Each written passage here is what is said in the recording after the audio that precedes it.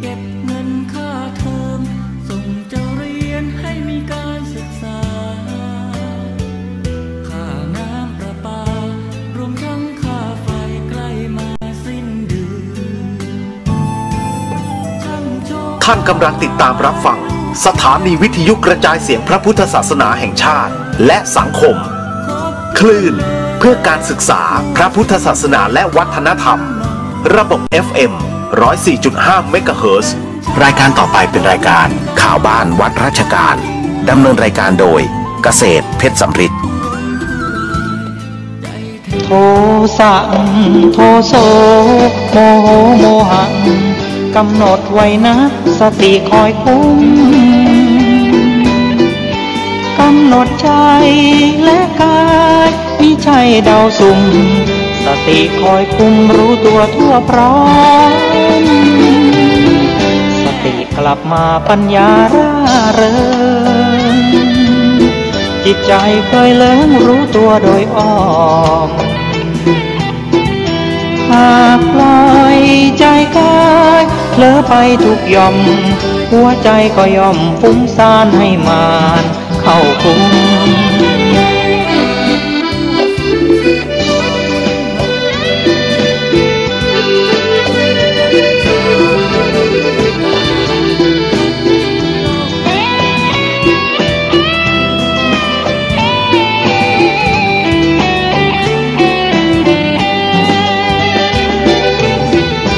โท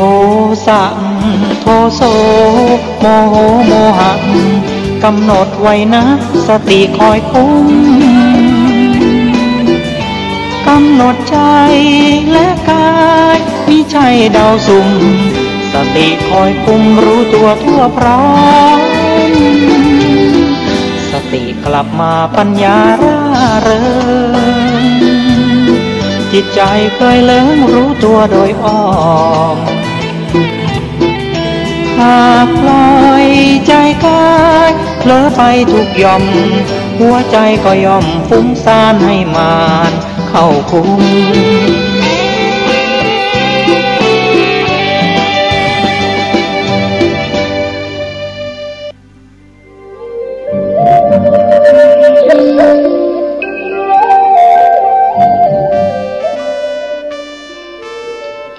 พระมหาเถระท่านหนึ่งกล่าวเอาไว้เป็นคติว่าให้ไปเผยแผ่ไม่ใช่ให้ไปตีแผ่กันข้อนี้ก็ควรจะเก็บไปคิดว่ามีความหมายอย่างไรครับผม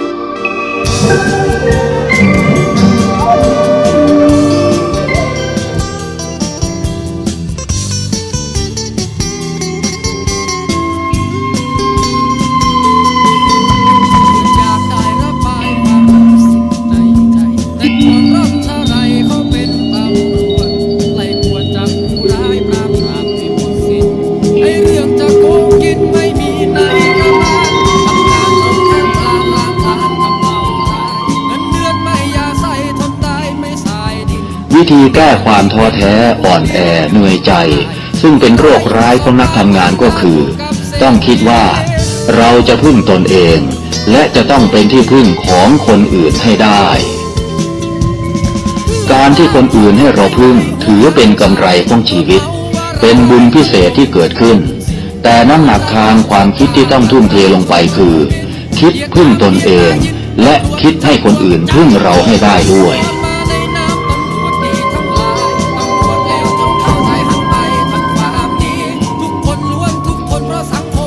การคิดปักธงชัยของชีวิตไว้เช่นนี้จะทำให้เราไม่มีคำว่าเสียใจเพลียใจหรือหมดกำลังใจด้วยเหตุนี้สมเด็จพระสัมมาสัมพุทธเจ้าจึงตรัสสอนว่าอัตตาหิอัตโนนาโถตนแลเป็นที่พึ่งของตนโกหินาโถปโรสิยาคนอื่นใครเล่าจะเป็นที่พึ่งแก่เราได้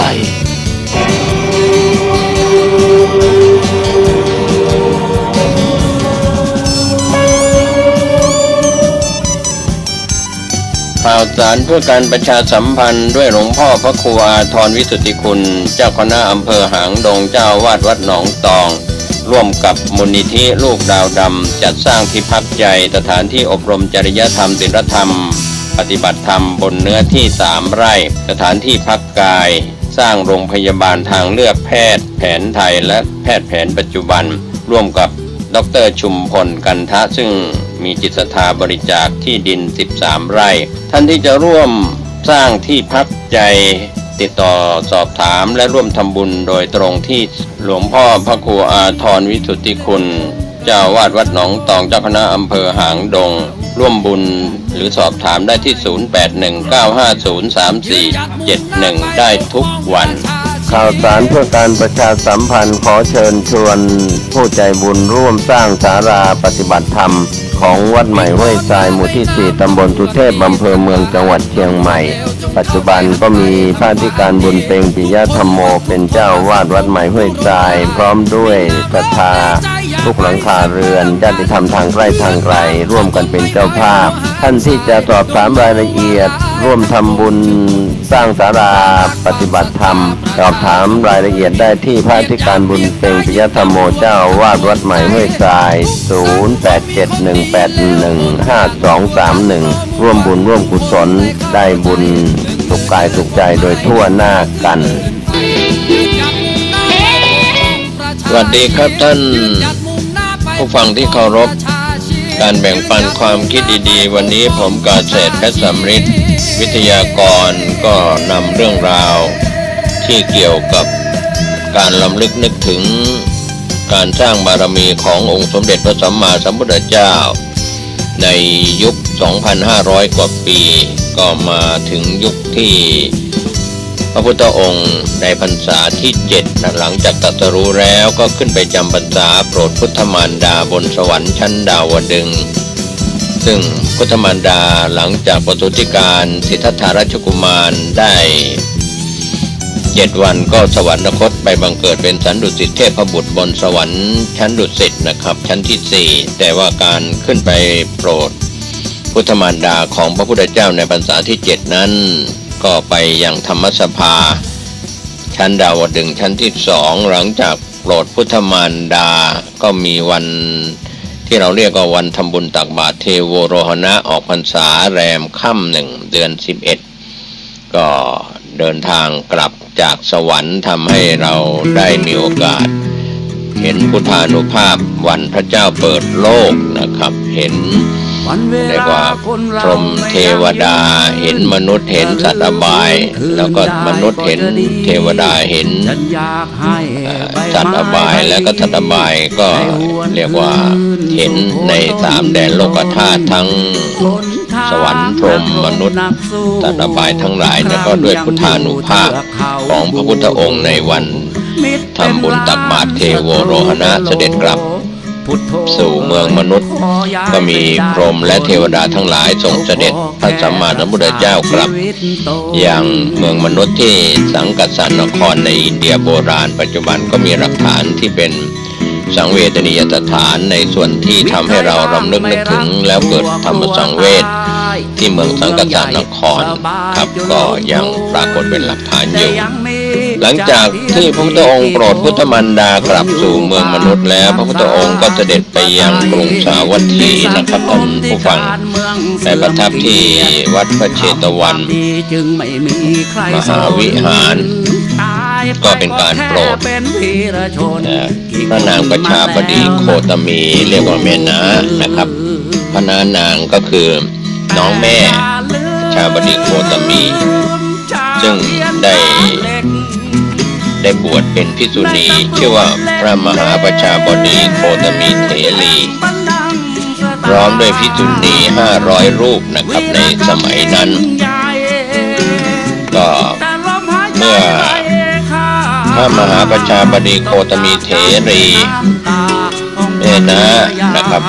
ซึ่งก็เป็นแม่นมนะครับต่อจากพุทธมารดาก็หลังจากบวชเป็นภิกษุณีแล้วพร้อมด้วยบริวารของพระมหาประชาบดีโคตมี500 รูปก็เข้าเฝ้าเพื่อฟังธรรมจากพระพุทธองค์ก็ทรงรับสั่งให้พระนันทเถระผู้เป็นผู้ให้โอวาทนะครับให้พระนันทะให้โอวาทหลังจากฟังธรรม จากพระนันทะให้โอวาทจบภิกษุณีทั้ง500ก็ได้บรรลุอรหัตผลพร้อมด้วยอภิญญาทั้ง6นะครับในเวลาต่อมาก็เป็นช่วงที่ออกพรรษาพระพุทธองค์เสด็จประทับที่ศรีสัปาวันใกล้กรุงโกสัมพีครับก็คงถัดมาอีก1 พรรษานะครับระหว่างนั้นพระสงฆ์ในโคสิตารามเกิดแตกแยกความสามัคคีกันถกเถียงกันด้วยเรื่องเกี่ยวกับพระวินัยหลังจากที่บริวารแตกแยกเป็น2 ฝ่ายก็วินัยทรและธรรมทรนั่นนะครับพระพุทธองค์ก็ตรัสโทษของความแตกแยกเรียกว่าเรื่องไม่เป็นเรื่องนะครับพระวินัยทรก็จะเคร่งขัดในพระวินัยพระธรรมทรนะครับเรียกว่าทะเลาะกันไม่ใช่พระ2 รูปทะเลาะกันเท่านั้นนะครับเทวบุตรเทวดาที่ถือฝ่ายก็ทะเลาะกันไปถึงสวรรค์ชั้นฟ้าทีเดียวเรื่องของพระวินัยนะครับเคร่งครัดไม่เคร่งครัดก็ไม่อยากจะพูดถึงในปัจจุบันว่าเรื่องของนิกายที่เคยทะเลาะเบาะแว้งกันมาในประเทศไทยนะครับทั้งธรรมยุตตนิกายแล้วก็ธรรมยุติกานิกายหรือมหานิกายก็ถือว่าเป็นพุทธบุตรด้วยกันนะครับจะนิกายไหนมหายานเถรวาทธรรมยุตหรือมหานิกายก็ตามก็เป็นภิกขุภาวะในปัจจุบันทั้ง2 นิกายสำหรับประเทศไทยในปัจจุบันก็ขอให้ปฏิบัติตามพระวินัยแต่ในยุคนั้นทะเลาะกันเมื่อพระธรรมทรและวินัยทรทะเลาะกันบริวารก็แตกแยกกันเป็น2 ฝ่ายองค์สมเด็จพระสัมมาสัมพุทธเจ้าก็ตัดถึงโทษแห่งความแตกแยกความสามัคคีของภิกษุ2 รูปภิกษุ2 ฝ่ายไม่ได้เชื่อฟังพระองค์จึงเสด็จหลีกออกจากกรุงโกสัมพีไปเยี่ยมพระภักคุเถระที่ภารกะโลนการามนะครับภารกะโลนการามในสมัยนั้นเพื่อไปเยี่ยมพระอนุรุทธเถระพระนันทิยเถระและพระกิมพิระเถระที่ปาจีนวังสะทายวันแล้วไปประทับจำพรรษาที่ป่าปาริไรยกะลักขิตวันในสมัยนั้นอยู่ในระหว่างกรุงโกสัมพีกับกรุงสาวัตถีก็เรื่องป่าปาริไรยกะนั้นก็จะมีช้างมีลิงที่เฝ้าดูแลพระพุทธองค์หลังจากพระพุทธองค์ตรัสสอนพระวินัยทรธรรมทรที่ทะเลาะเบาะแว้งกันแล้วไม่เชื่อไม่ฟังก็หลีกเล่นไปอยู่ป่าเรียกว่าป่าลิไลยกะมีลิงคอยดูแลมีช้างคอยดูแลก็ประมาณพรรษาที่12นะครับขณะที่พระผู้มีพระภาคเจ้าประทับอยู่ที่กรุงเวสาลีพระนางพระมหาประชาบดีโคตมีเถรีพร้อมด้วยภิกษุณี500 รูปก็เข้ามาทูลลานิพพานเข้าไปซบเสียรลงแทบพระบาทของพระพุทธองค์นะครับพระมหาประชาบดีโคตมีนั้นก็มีความรักพระพุทธเจ้าเหมือนลูกชายแม้จะได้ออกบวชเป็นภิกษุณีแล้วก็รักนะครับมาทูลลาซบเสียรลงแทบพระบาทของพระพุทธเจ้าครับขอพระองค์ได้โปรดกรุณาอดโทษแก่หม่อมฉันด้วยนะครับก็กล่าวทูลว่าหม่อมฉันจะไม่ได้เห็นพระองค์อีกแล้วหากโทษใดๆของหม่อมฉันมีอยู่ขอพระองค์ได้โปรดกรุณาอดโทษแก่หม่อมฉันด้วยพระพุทธองค์ก็ทรงตรัสกับพระมหาประชาบดีโคตมีเถรีว่าโคตมีคนพาลเหล่าใดสงสัยในการตรัสรู้ธรรมของสัตว์ทั้งหลายเธอจงแสดงฤทธิ์เพื่อให้คนพาลเหล่านั้นละจากความเห็นนั้นเสียพระมหาประชาบดีโคตมีเถรีพร้อมด้วยภิกษุณีทั้งหมดก็ถวายบังคมแล้วได้แสดงปาฏิหาริย์หลายประการด้วยกันตามพระบรมพุทธานุญาตแล้วก็พากันลงจากนภาอากาศหมอบลงแทบพระบาทของพระบรมศาสดา กราบทูลว่านี้เป็นการเห็นครั้งสุดท้ายของหม่อมฉันพระเถรีประกาศแก่หมู่สงฆ์แล้วไหว้พระราหุลพระอานนท์พระนันทะแล้วก็ตรัสว่าลูกเอ๋ยพ่อจงรักษาพระพุทธศาสนาไว้แม่เห็นพ่อครั้งนี้เป็นครั้งสุดท้ายแล้วก็กลับไปยังสำนักภิกษุณีเพื่อนิพพานพระบรมศาสดาเสด็จไปส่งพระมาตุจฉาแม่น้านะครับพร้อมด้วยภิกษุและหมู่ชนเป็นจำนวนมากจนถึงซุ้มประตูครั้งนั้นก็ได้เกิดแผ่นดินไหวใหญ่ขึ้นนะครับก็เป็นเรื่องราวที่พระมหาประชาบดีโคตมีเถรีพร้อมด้วยบริวารภิกษุณี500ก็มารานิพพานก็เป็นพระอรหันต์ทั้งหมดนะครับรานิพพานหลังจากนั้นพระอานนท์ซึ่งเป็นโอรสของพระเจ้าสุโกธนะซึ่งเป็นพระอนุชาของพระเจ้าสุโธธนะก็เป็นสหชาติเกิดวันเดียวกับพระพุทธองค์ก็ออกบวชพร้อมกับเหล่าสักยะที่อนุปิยะอัมพวันต่อมาก็ได้ฟังธรรมบรรยายของท่านปุณณมันตาลีบุตรเถระในเรื่องคาถาวัตถุ10ประการมีการชักนำภิกษุให้มีความปรารถนาน้อยสันโดษไม่คลุกคลีกับหมู่คณะเหล่านี้เป็นต้นนะครับอานนท์ก็ได้ดำรงอยู่ในโสดาปัตติผลในสมัยนั้นพอนับการพรรษามาถึงพรรษาที่20นะครับเรานำเล่าโดยย่อๆให้ท่านผู้ฟังผู้มีปัญญาได้เห็นพรรษาที่20นั้นพระพุทธองค์ทรงแต่งตั้งให้พระอานนท์เป็นพุทธอุปถาก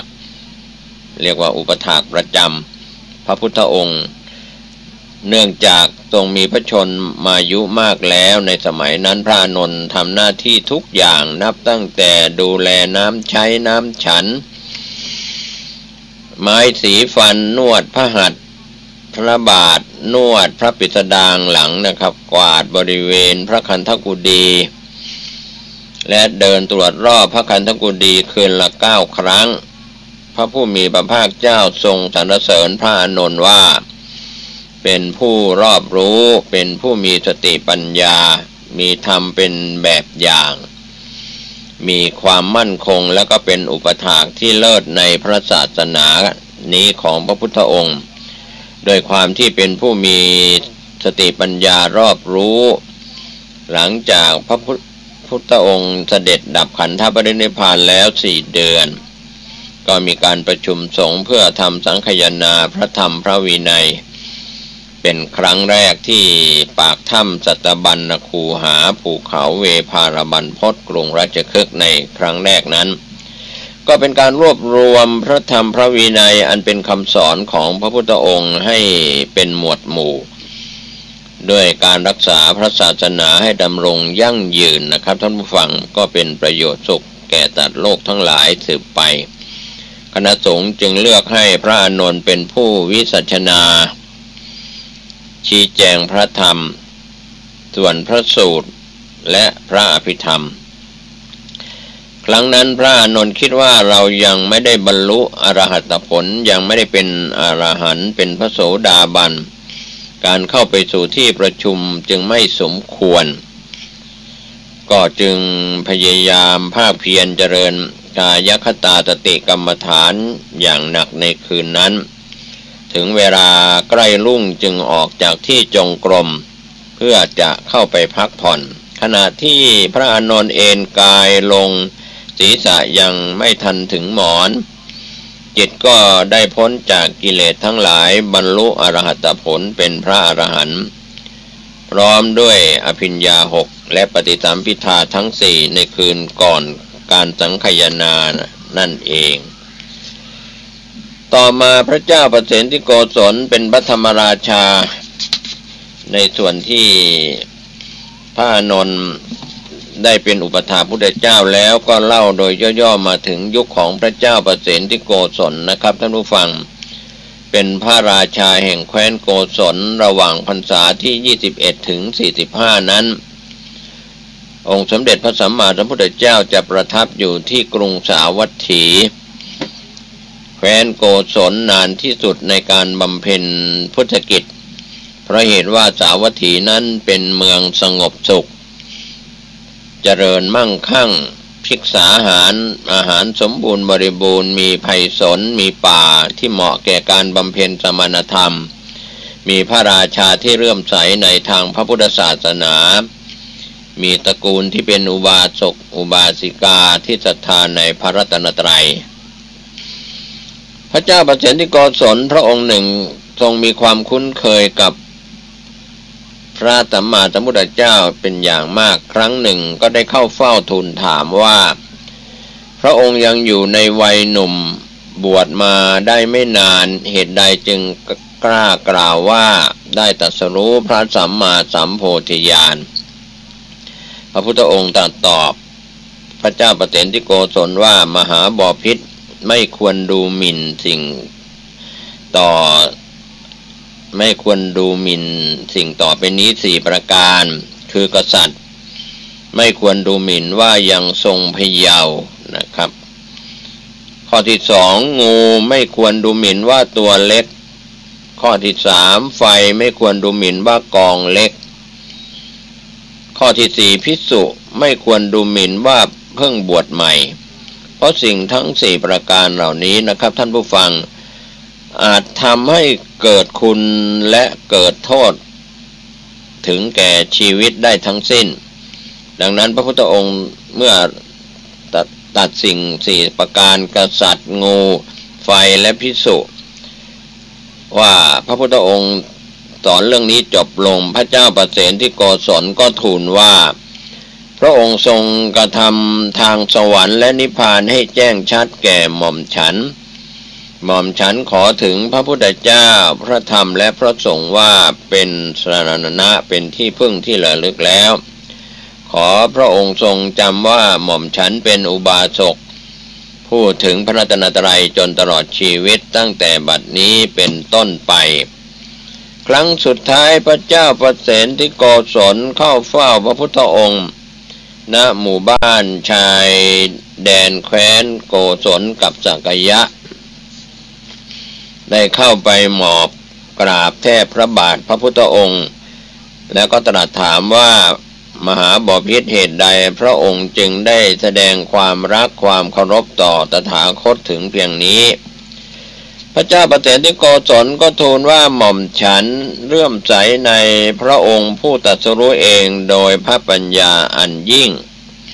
เลื่อมใสในพระธรรมที่พระองค์ตรัสไว้ดีแล้วเลื่อมใสในพระสงฆ์ผู้ปฏิบัติดีปฏิบัติชอบพระองค์ทรงบำเพ็ญประโยชน์ยิ่งใหญ่ให้กับชาวสาวัตถีนั้นทรงกระทำให้มหาชนตั้งอยู่ในกุศลและคุณงามความดีอีกประการหนึ่งพระองค์อยู่ในวรรณะกษัตริย์หม่อมฉันก็อยู่ในวรรณะกษัตริย์พระองค์เป็นชาวโกศลหม่อมฉันก็เป็นชาวโกศลพระชนมายุของพระองค์ก็เท่ากับอายุของหม่อมฉันด้วยเหตุนี้หม่อมฉันจึงมีความเคารพรักอย่างยิ่งต่อพระพุทธองค์เช่นนี้อย่างนี้ก็เป็นการแสดงความเคารพนับถือของพระเจ้าประเสนที่โกศลนะครับต่อองค์สมเด็จพระบรมศาสดาสัมมาสัมพุทธเจ้าก็มีเรื่องเล่าต่อถึงอนาถบิณฑิกะเศรษฐีนะครับท่านผู้ฟังเป็นบุตรของสุมณะเศรษฐีในกรุงสาวัตถีปกติชอบบริจาคทานกับผู้ยากจนมีภรรยาชื่อปุณณรัคนาซึ่งเป็นน้องสาวของราชคหเศรษฐีในกรุงราชคฤห์ครั้งหนึ่งได้คุมกองเกวียน500ไปค้าขายที่กรุงราชคฤห์ก็พำนักอยู่ที่บ้านของราชคหเศรษฐีผู้เป็นพี่ชายของภรรยาพระบรมศาสดาหลังจากโปรดพุทธบิดาผู้เป็นพ่อและพระญาติวงศ์ที่กรุงกบิลพัสแล้วก็เสด็จกลับไปยังกรุงราชคฤห์ประทับอยู่ที่ป่าสีตะวันอนาถบิณฑิกะก็ทราบข่าวก็รีบเข้าไปเฝ้าก็ได้ฟังพระธรรมเทศนาแล้วก็บรรลุโสดาปัตติผลเป็นอริยบุคคลเบื้องต่ ก็อาราธนาให้พระพุทธองค์เสด็จไปโปรดชาวสาวัตถีบ้างอนาถบิณฑิกะ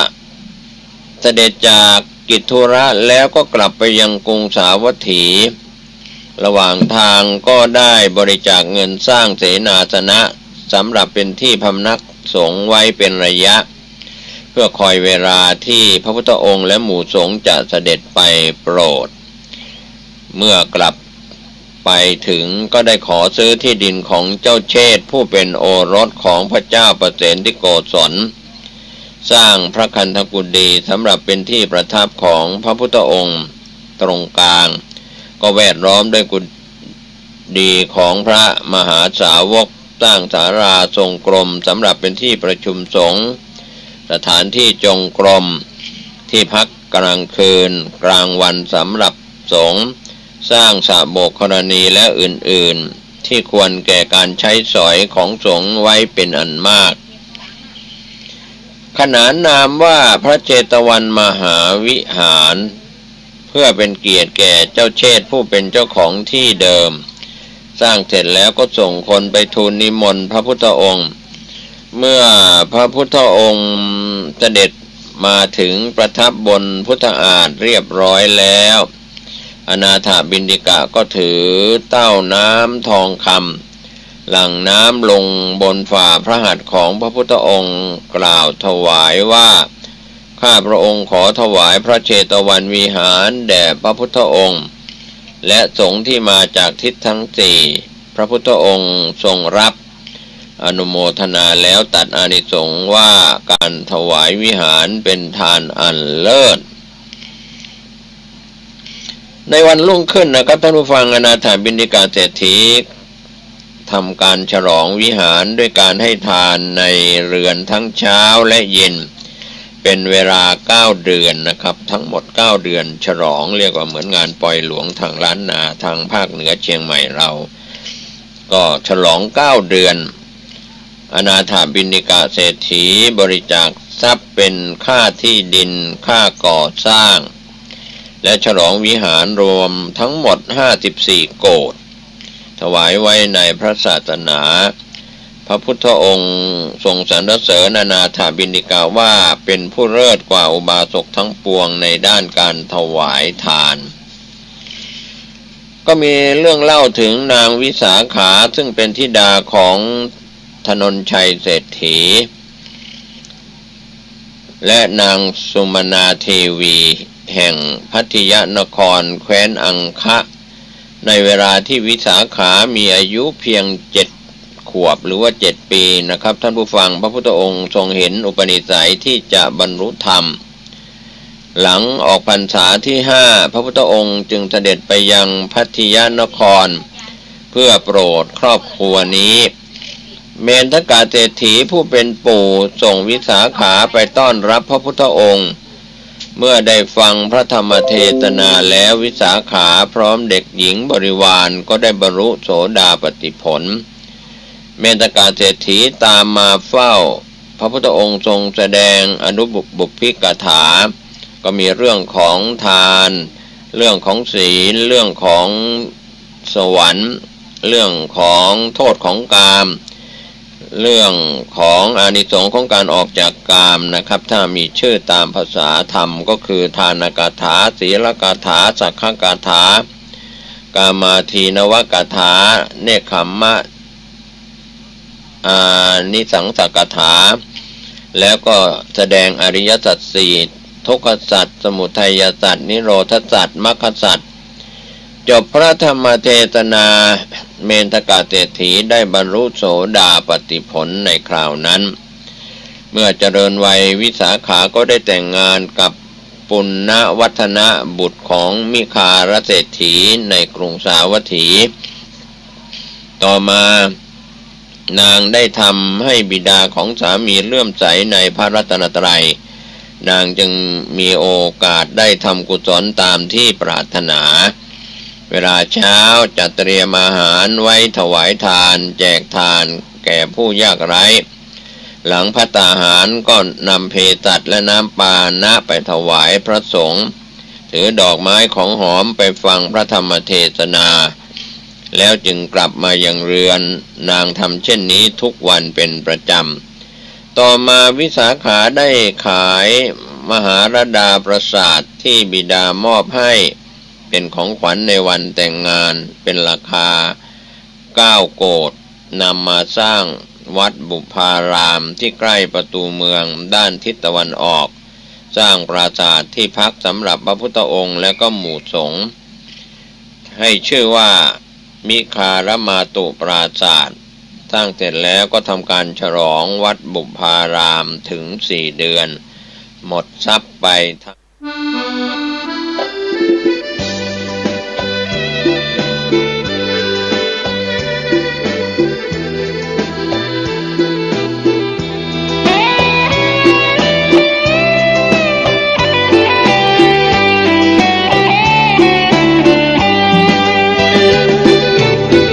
สติไม่มาปัญญาไม่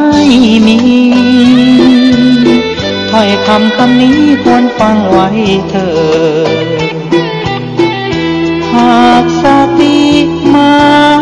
แล้วปัญญาเกิดตัณหาตะเลิดกิเลสสลายสติไม่มาปัญญาไม่มีจดจำคำนี้วลีง่ายๆปล่อยใจกระเจิงระเริงละลายเผลอใจลืมกายไร้ความควบคุมโทสะโทโสโมโหโมหังกำหนดไว้นะสติคอยคุ้มกำหนดใจและกายมิใช่เดาสุ่มสติคอยคุมรู้ตัวทั่วพร้อมสติกลับมาปัญญาร่าเริงจิตใจเคยเลิงรู้ตัวโดยอ้อมหากปล่อยใจสวัสดีครับท่านผู้ชมและท่านผู้ฟังที่เคารพข่าวชาวบ้านเสียงธรรมเสียงข่าววันนี้ผมเกษตรเพชรสำริดบรรณาธิการข่าวก้าวหน้านิวทีมข่าวทีมงานกับการทำหน้าที่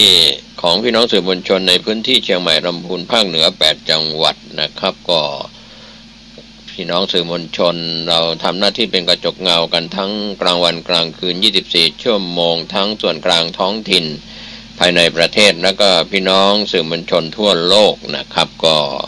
เหตุการณ์ดีเหตุการณ์ร้ายต่างๆที่เกิดขึ้นทุกประเทศทั่วโลกก็ได้อาศัยสื่อมวลชนซึ่งอยู่ในฐานันดรทั้ง4ไม่ได้ขึ้นตรงกับใครนะครับทำหน้าที่เป็นคนของประชากรทุกประชากรทั่วโลกไม่ว่าจะเป็นใครก็สามารถฟังข่าวสารที่พี่น้องสื่อมวลชนรายงานกันก็ขอให้ท่านได้พิจารณาข่าวสารเหตุการณ์ดีเหตุการณ์ร้ายต่างๆนะครับวันนี้สถานีแม่ข่าย FM 104.50 เมกะเฮิรตซ์ตั้งอยู่ที่วัดฝายหินตำบลสุเทพอำเภอเมืองเชียงใหม่ก็มีอาจารย์ประโคนสมุวิศววรกิจโยเป็นผู้อำนวยการสถานีพร้อมคณะกรรมการบริหารฝ่ายบรรพชิตและคฤหัสถ์นะครับก็ทำหน้าที่ร่วมกับอุบาสกบาติกาพ่อน้อยพ่อหนานครูบาอาจารย์พ่อหลวงพ่อกำนันองค์กรปกครองส่วนท้องถิ่นตำรวจทหารฝ่ายปกครองทนายความและผู้บริหารสถานศึกษาองค์กรต่างๆนะครับในภาคส่วนต่างๆเราก็เปิดกว้างให้ทั้งฝ่ายบรรพชิตและคฤหัสถ์ที่เป็นพระวิทยากรก็ไหว้ศาลนมัสการที่ท่านได้เสียสละเวลาจัดรายการสดผ่านขึ้น FM 104.50 เมกะเฮิรตซ์ทั้งรายการสดและก็รายการเทปส่วนอุบาสกบาติกาฝ่ายคฤหัสถ์เราก็ร่วมด้วยช่วยกันดังนั้นวิทยากรที่เป็นพระคุณเจ้าและก็ฝ่ายคฤหัสถ์เราก็ทำหน้าที่ออนแอร์ออกอากาศกันทั้งสดและก็เทปดังนั้นรายการเสียงข่าวชาวบ้านก็เป็นส่วนหนึ่งซึ่งเราก็นำข่าวสารที่มีอยู่ในท้องถิ่นมารายงานเราไม่ได้นำข่าวสารของบ้านเมืองมาวิพากษ์วิจารณ์ด้านข่าวการเมืองแต่อย่างใดนะครับเราให้ความสำคัญกับคนที่บริโภคข่าวสารก็จะมีธรรมะก่อนข่าวบ้างเล็กๆน้อยๆกลางข่าวหรือท้ายข่าวก็แล้วแต่นะครับเราเกิดมาเป็นมนุษย์ได้พบพระพุทธศาสนาวันนี้เราแบ่งปันความคิด ดีๆสู่ท่านผู้ฟังว่าถ้าเรามีชีวิตอยู่เราก็ให้ทานได้รักษาศีลได้เจริญภาวนาได้เราจะเป็นคนดีหรือคนภารชนคนชั่วก็มีอยู่2ประเภทนะครับถ้าเราหวังจะเป็นคนดีเราก็ต้องคบคนดีที่เป็นนักปราชญ์ราชบัณฑิตเป็นคนดีเราก็ต้องห่างไกลจากคนชั่วที่เป็นภารชนคนชั่วทั้งมนุษย์ทั้งหลายก็มีทั้งดีและชั่วเมื่อทำดีก็ไปมาเกิดเป็นมนุษย์เป็นเทวดาเป็นอินทร์พรหมยมยักษ์นะครับถ้าเป็นคนชั่วก็ไปสู่อบายภูมิอบายเมืองมนุษย์อบายทั้ง4มีสัตว์นรกเปรตอสุรกายสัตว์เดรัจฉานใครๆก็ไม่สามารถที่จะปิดกั้นได้ถ้าท่านทำความชั่วก็ต้องไปอบายทำความดีก็มีสุคติเป็นที่หวังดังนั้นเราก็มาเน้นกันทางด้านจิตใจเรื่องของพุทธศาสนาก็มาเน้นกันทางจิตใจใครทำดีไม่ดีก็อยู่ที่ตัวบุคคลสุทธิอสุทธิปัจจตังนันโยอัญญังวิโสทะเยจะเป็นใครนะครับเราจะสนับสนุนส่งเสริมแต่เราก็มีข้อกำหนดอยู่อย่างหนึ่งว่าเราจะไม่สนับสนุนคนทำความชั่วคนที่ทุจริตคอร์รัปชันในบ้านในเมืองในโลกใบนี้หรือในประเทศไทยหรือในต่างประเทศเมื่อถ้ามีคนชั่วภารชนคนชั่วก็จะทำให้มีอบายภูมิอบายมุขมากมายเต็มบ้านเต็มเมืองมีคนทำผิดกฎหมายซึ่งเป็นขื่อแปรของบ้านเมืองมากมายเราไม่สนับสนุนไม่ไปคบค้าสมาคมก็ห่างไกลคนชั่วเหล่านั้นดังนั้นคนดีมีที่ไหนเราก็ไปแสวงหาไปคบค้าสมาคมเพื่อความเป็นมงคลว่าเราคบคนดีก็เป็นสีแก่ตัวคบคนชั่วก็พาตัวฉิบหายหรือสู่อบายดังนั้นวันนี้ใครทำผิดกฎหมายของบ้านเมืองใครเป็นโจรในเครื่องแบบฝ่ายปกครองทหารตำรวจฝ่ายกระทรวงต่างๆที่เป็นโจรในเครื่องแบบคอร์รัปชันเป็นโจรในส่วนของผ้าเหลืองเป็นโจรในคราบใครอย่างไรเราก็ต้องห่างไกลเราไม่สรรเสริญหรือส่งเสริมคนทำความชั่วเหล่านั้นครับก็กฎหมายเราตรากันมีบทบัญญัติมีกฎหมายแม่กฎหมายลูกมากมายก็จริงแต่ถ้าคนเหล่านั้นไม่ยอมปฏิบัติตามก็ไม่ก่อเกิดประโยชน์ก็ ไม่มีความหมายก็โจรคนพาลก็เต็มบ้านเต็มเมืองในปัจจุบันเรามีกล้องวงจรปิดตามถนนหนทางตามอาคารตามบ้านเรือนตามสถานที่ต่างๆมากมายเห็นหน้าโจรเห็นหน้าคนทำความชั่วแต่ไม่สามารถจะแก้ไขความประพฤติของเขาเหล่านั้นเรื่องของปากท้องมีส่วนสำคัญเขามีความหิวข้าวหิวน้ำการครองชีพค่าครองชีพไม่สมดุลก็จะเป็นปัญหาของสังคมไม่มีที่สิ้นสุดเรียกว่าโจรเต็มบ้านเต็มเมืองการเอารัดเอาเปรียบในสังคมก็มากมายยิ่งขึ้นนะครับก็คนดีก็หนีเข้าป่าก็หาป่าไม่ได้เป็นดอยโล้นเป็นถ้ำก็หายากนะครับก็จะหนีไปไหนหนีคนชั่วหนีภารชนคนชั่วเต็มบ้านเต็มเมืองอย่างนี้ทางแก้ก็คือเราจะต้องรักษาอภิบาลคนดีให้มีมากขึ้นในสังคมมากกว่าคนชั่วในสังคมนะครับก็ฝากไว้เป็นการแบ่งปันความคิดดีๆวันนี้เช้านี้ก็ตรงกับวันจันทร์ที่หลายคนหลายท่านอยู่ท่ามกลางอากาศที่มีฝนตกชุกหนาแน่นในบางพื้นที่ก็ขอให้ท่านติดตามการพยากรณ์อากาศจากกรมอุตุนิยมวิทยาหรือศูนย์อุตุนิยมวิทยาเครือข่ายที่เราลิงก์สัญญาณกันไปวันนี้ FM 91.50 เมกะเฮิรตซ์วิทยุชุมชนคนนาน้อยอำเภอนาน้อยจังหวัดน่านก็มีอาจารย์ประครูสุจินต์นันทธรรมเป็นผู้อำนวยการสถานีเราห่างหายกันไป2 เดือน 3 เดือนอยู่ในระหว่างการต่อใบอนุญาตจากปีที่ผ่านมาจนถึงปีนี้เรียบร้อยแล้ว FM 91.50 เมกะเฮิรตซ์วิทยุชุมชนคนนาน้อยเป็นวิทยุชุมชนที่เหลือน้อยเต็มทีของจังหวัดน่านนะครับเชียงใหม่เราก็เหลือน้อยจังหวัดต่างๆทั่วประเทศวิทยุชุมชนเหลือน้อยมีแต่คลื่นบริการธุรกิจเต็มหน้าปัดไปหมดซ้ายสุดขวาสุดนะครับบริการสาธารณะก็มีพอยาไส้หรือพอทำเนาพอเป็นกระสายนะครับก็ฝากกันไว้ ก็อย่าลืมนะครับแจ้งข่าวประชาสัมพันธ์คณะสงฆ์เชียงใหม่ฉลองปริญญาธรรมกับพระภิกษุสามเณรที่สอบปริญญาธรรมได้ปีนี้วันพุธที่29สิงหาคมณพระวิหารหลวงวัดพระสิงห์วรมหาวิหารตำบลพระสิงห์อำเภอเมืองจังหวัดเชียงใหม่ก็ตั้งแต่ช่วง 8 นาฬิกาเป็นต้นไปจนกว่าจะแล้วเสร็จนะครับช่วงบ่ายนะครับก็เชิญชวนไปแสดงมุทิตาส่งเสริมผู้ที่ศึกษาปริยัติธรรมเป็นปริญญาธรรมนะครับก็ขอให้ช่วยกันรักษาพระพุทธศาสนาด้วยนะครับศึกษากันจบปริญญาธรรมจะ9ประโยคไม่ถึง9ประโยคจะกี่ประโยคจะปริยัติธรรมแผนกธรรมแผนกบาลีแผนกใดๆก็อย่าลืมนำตัวตนของท่านไปปฏิบัติวิปัสสนาธุระพระเดชพระคุณพระพรหมมงคลหลวงปู่ทองสิริมังคโรฝ่ายวิปัสสนาจารย์นะสอนผู้ดำเนินรายการตั้งแต่วันแรกที่เจอกันว่าต้องกินยาก่อนไปเรียนสลากยากินยาเพื่อไปรักษาโรคคือกิเลสส่วนสลากยาเรียนก็ได้ไม่เรียนก็ได้นะครับสลากยานั้นเป็นเรื่องของเภสัชกรที่จะปรุงยามาให้คนไข้ดังนั้นการกินยาเพื่อรักษาโรคก็คือวิชาวิปัสสนากรรมฐาน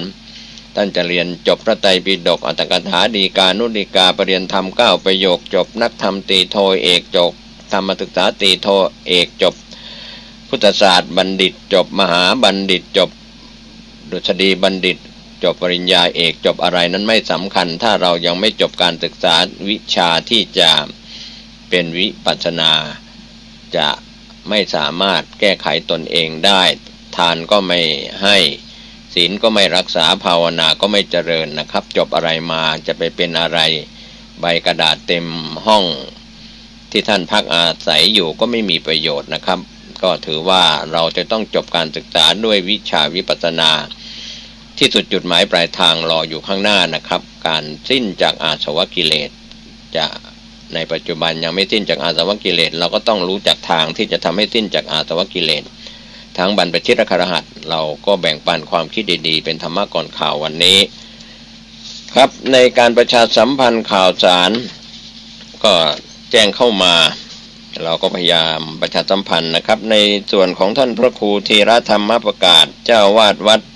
ปราสาทตำบลพระสิงห์อำเภอเมืองเชียงใหม่จังหวัดเชียงใหม่ก็แจ้งข่าวการจัดงานวันกตัญญูของศรัทธาของวัดปราสาทศิษยานุศิษย์ก็จะจัดงานวันกตัญญูของวัดปราสาทตำบลพระสิงห์อำเภอเมืองเชียงใหม่วันเสาร์ที่15กันยายน2561ช่วงเช้า 9 นาฬิกาเป็นต้นไปเชิญท่านร่วมงานนี้โดยพร้อมเพรียงกันก็เมื่อคืนที่ผ่านมาก็ผ่านพ้นไปในรถด่วนขบวนพิเศษไปยังวัดศรีโพธารามตำบลยางเนิ้งอำเภอสารพีเชียงใหม่ครั้งต่อไปเป็นครั้งที่5ก็เป็นวันจันทร์ที่3กันยายนแรม8ค่ำเดือน11เหนือไปยังวัดบวกครกหลวงตำบลท่าสารามอำเภอเมืองเชียงใหม่จังหวัดเชียงใหม่ 20 นาฬิกาฟังพระธรรมเทศนา1กันนะครับก็ประชาสัมพันธ์นอกจากนั้นท่านที่จะร่วมถวายภัตตาหารโครงการวิปัสสนาธุระของคณะสงฆ์เชียงใหม่ที่พุทธมณฑลจังหวัดเชียงใหม่ตำบลป่าเมี่ยงอำเภอดอยสะเก็ดจังหวัดเชียงใหม่ผ่านเป็น1ครั้ง 17-19 สิงหาคมเป็นเวรวาระของคณะสงฆ์อำเภอเมืองสันกำแพงแม่ออนสันทรายอมก๋อยครั้งที่2จะมีขึ้น 21-23 กันยายนเป็นส่วนของคณะสงฆ์อำเภอสารพีหางดงแม่ริมเวียงแหงกาญจนิวัฒนานะครับจะมีพระคุณเจ้าจากอำเภอของคณะสงฆ์ต่างๆพร้อมศรัทธาก็จะร่วมกันปฏิบัติธรรมใน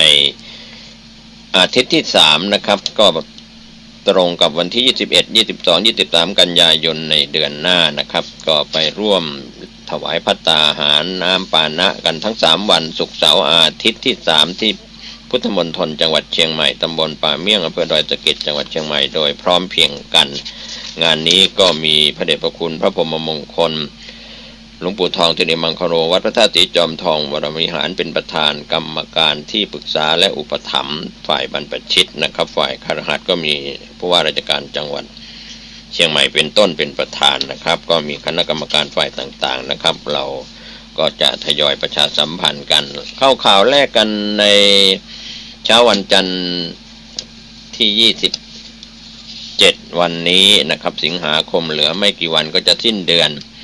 นะครับก็ขอให้ท่านทำงานกันด้วยความสุขกายสุขใจเดินทางขึ้นเหนือร่องใต้ด้วยความปลอดภัยเชียงใหม่จัดงาน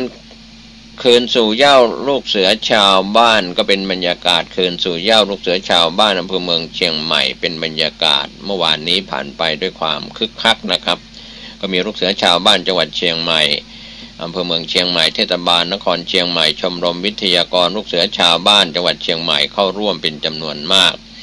ก็เป็นการทบทวนวัตถุประสงค์เจตนารมณ์กฎคำปฏิญญาณพระบรมราโชบายอุดมการณ์ภารกิจของลูกเสือชาวบ้านตลอดจนประสานสัมพันธ์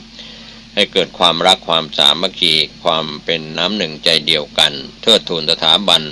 ชาติศาสนาพระมหากษัตริย์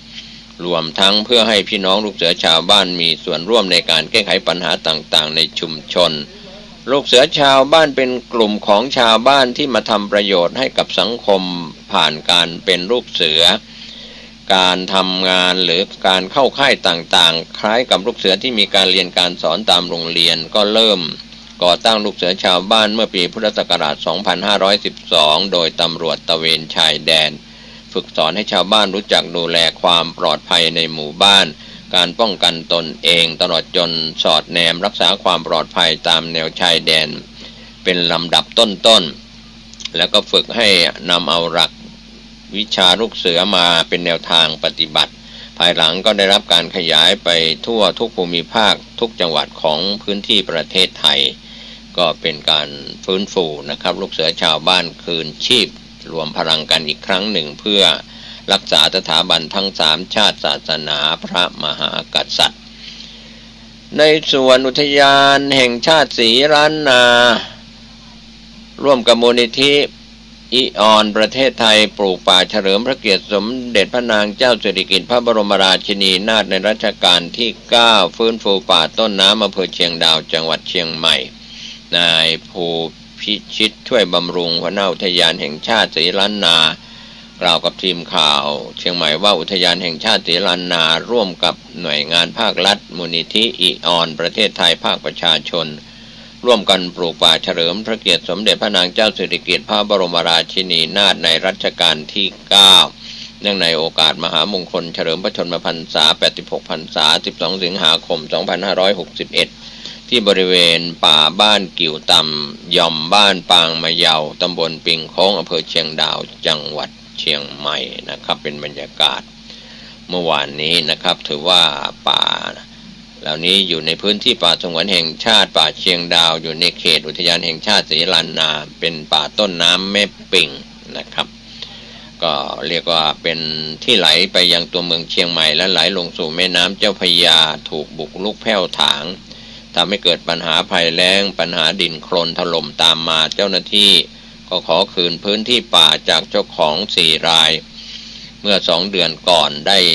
คืนมา70ไร่จึงเข้าทำการปลูกป่าคืนพื้นที่ป่าต้นน้ำให้กลับมาอุดมสมบูรณ์นะครับได้นำไม้พื้นถิ่นไม้ไผ่ซางไม้สักไม้แดงไม้ประดู่กว่า 14,000 กล้ามาปลูกบนพื้นที่70ไร่เป็นบรรยากาศชื่นมื่นเมื่อวานนี้ที่อำเภอเชียงดาวจังหวัดเชียงใหม่ก็ขอให้ขยายวงกว้างออกไปแล้วก็ขอให้นายทุนที่ตัดไม้ทำลายป่าก็สูญพันธุ์ไปด้วยนะครับป่าจะได้ไม่สูญพันธุ์ตามเพราะนายทุนที่ตัดไม้ทำลายป่าคนมาปลูกป่าทดแทนลูกหลานมาปลูกป่าทดแทนมันนี้กว่าจะโตกว่าจะได้พันธุ์ไม้ที่สมบูรณ์อีกหลาย10ปีข้างหน้าจังหวัดลำปางมอบอุปกรณ์ประกอบอาชีพการเกษตรสร้างรายได้กับประชาชนที่มีรายได้น้อยพื้นที่อำเภอเมืองปานจังหวัดลำปางเมื่อวานนี้นายสมพลสวัสดิ์ธรรมผู้ว่าราชการจังหวัดลำปางส่งมอบวัสดุอุปกรณ์การประกอบอาชีพการเกษตรในครัวเรือนส่งเสริมการพัฒนาคุณภาพชีวิตของประชาชนจังหวัดลำปางทุกกลุ่มทุกช่วงวัยนะครับก็ได้มีเกษตรกรอำเภอเมืองปาน50รายเข้าร่วมอบรมการปลูกพับตามหัวข้อเรื่องไม้ผลมหัศจรรย์สร้างรายได้บนพื้นที่สูงของไทยโครงการของสำนักงานเกษตรจังหวัดลำปางก็ผู้ว่าราชการจังหวัดลำปางได้พบปะพูดคุยสร้างความเข้าใจกับ การพัฒนาพื้นที่สูงและพื้นที่อำเภอเมืองปานให้เป็นหนึ่งของเมืองเกษตรคุณภาพเกษตรสุขภาพวรรณเกษตรตามนโยบายของจังหวัดลำปางให้ประชาชนและเกษตรกรมีส่วนร่วมการขับเคลื่อนที่อำเภอเมืองปานลำปางนะครับก็มีการปลูกพืชผักมีโอกาสได้เชื่อมโยงการท่องเที่ยวของจังหวัดลำปาง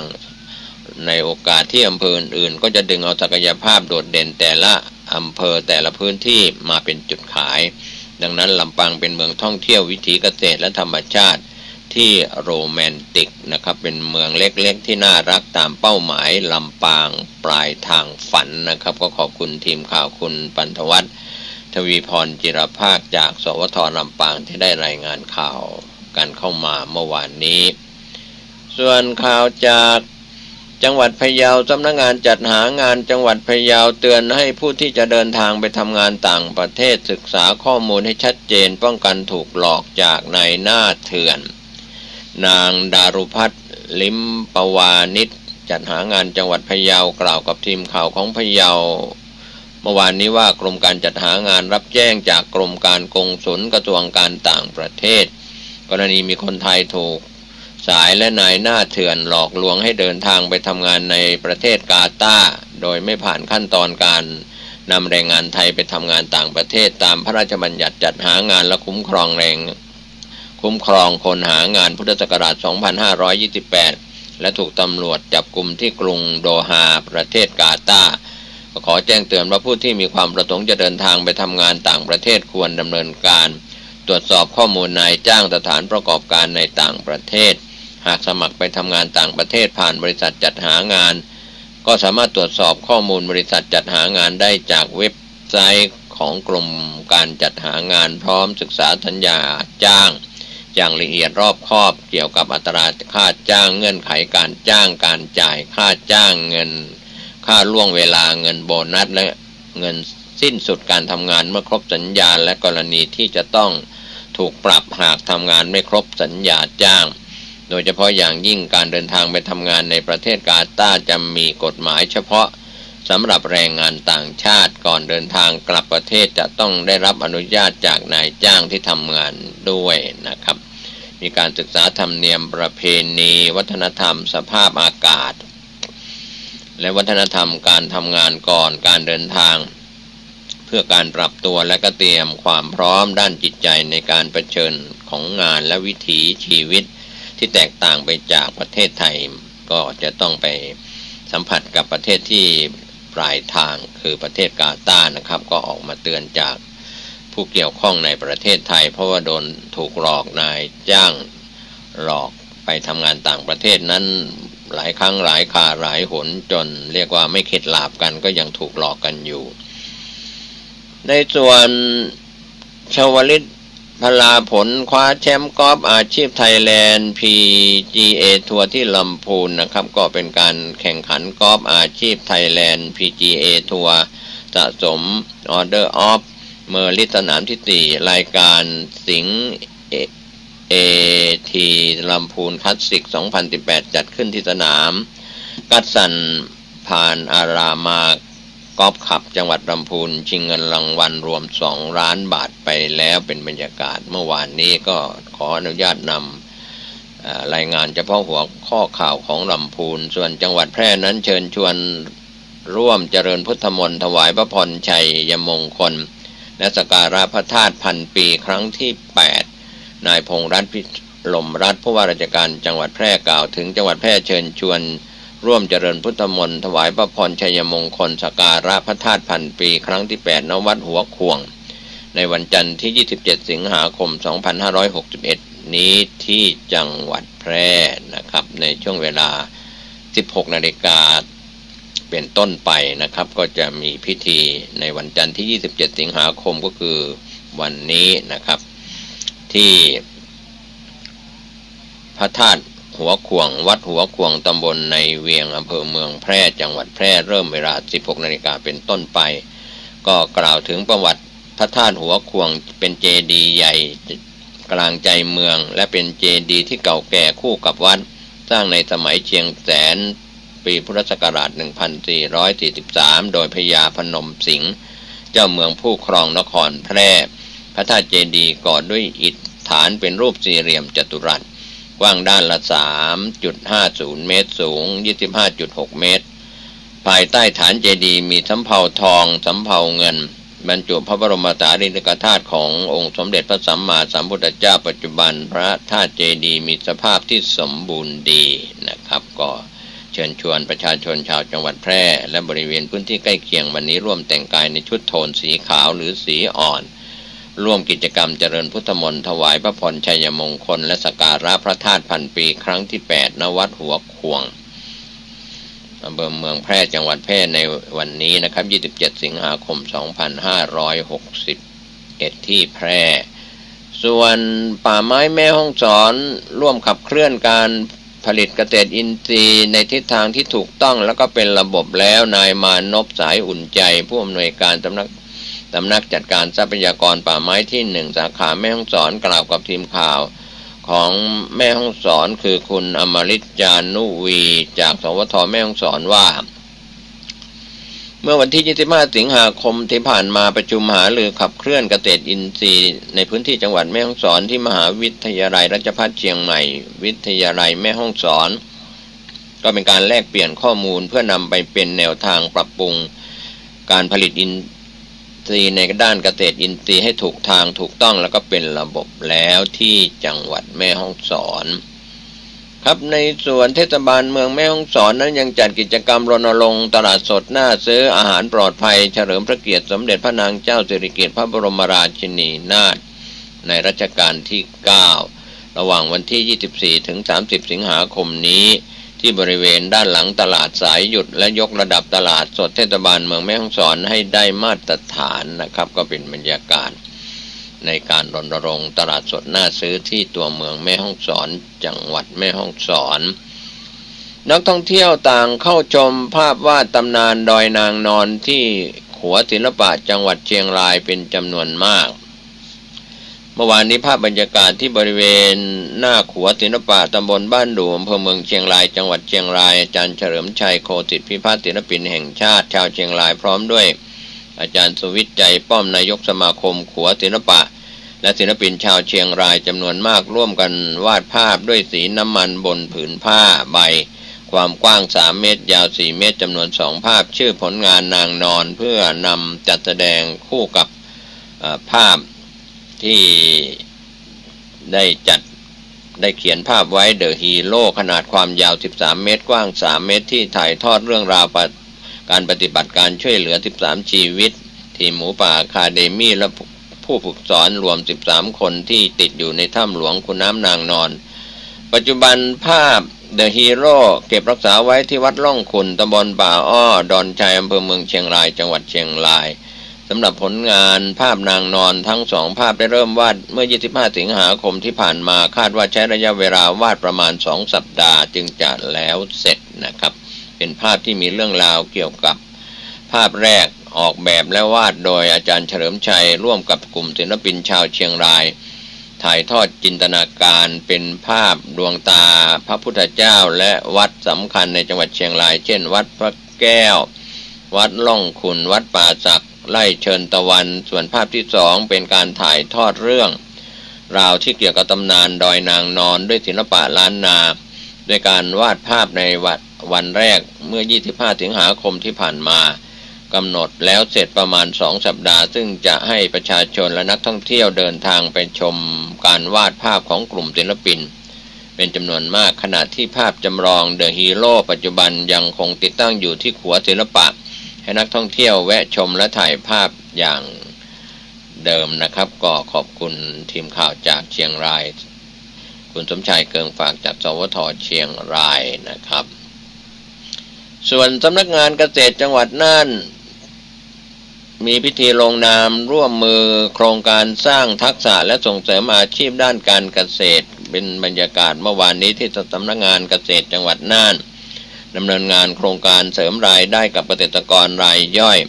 สร้างทักษะและก็ส่งเสริมอาชีพด้านการเกษตรในพื้นที่จังหวัดน่านก็มีนายวิบูลย์แววบัณฑิตรองผู้ว่าราชการจังหวัดน่านเป็นประธานพิธีลงนามที่ห้องประชุมพระเจ้าสุริ พระเจ้าสุริยพงศ์ผลิตเดชชั้น3ตระกลางจังหวัดน่านก็การฝึกอบรมครั้งนี้124ชุมชนทั้งหมด15อำเภอใช้งบประมาณ71,662,400 บาทมีขั้นตอนกิจกรรมเวทีชุมชนกิจกรรมฝึกอาชีพสนับสนุนแผนพัฒนาอาชีพจะทำข้อบันทึกเป็นการจัดทำขึ้นระหว่างส่วนราชการสังกัดกระทรวงเกษตรและสหกรณ์และคณะกรรมการพัฒนาการเกษตรระดับชุมชนทั้งท่านกำลังติดตามรับฟังสถานีวิทยุกระจายเสียงพระพุทธศาสนาแห่งชาติและสังคมคลื่นเพื่อการศึกษาพระพุทธศาสนาและวัฒนธรรมระบบ FM 104.5 เมกะเฮิรตซ์รายการต่อไปเป็นรายการเสียงธรรมจากวัดศรีโสดา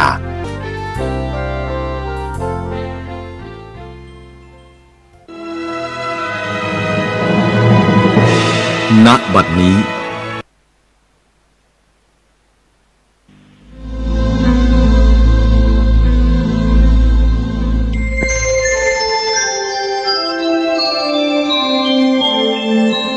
ขณะนี้ท่านกำลังฟังสถานีวิทยุกระจายเสียงพระพุทธศาสนาแห่งชาติและสังคม FM 104.5 เมกะเฮิรตซ์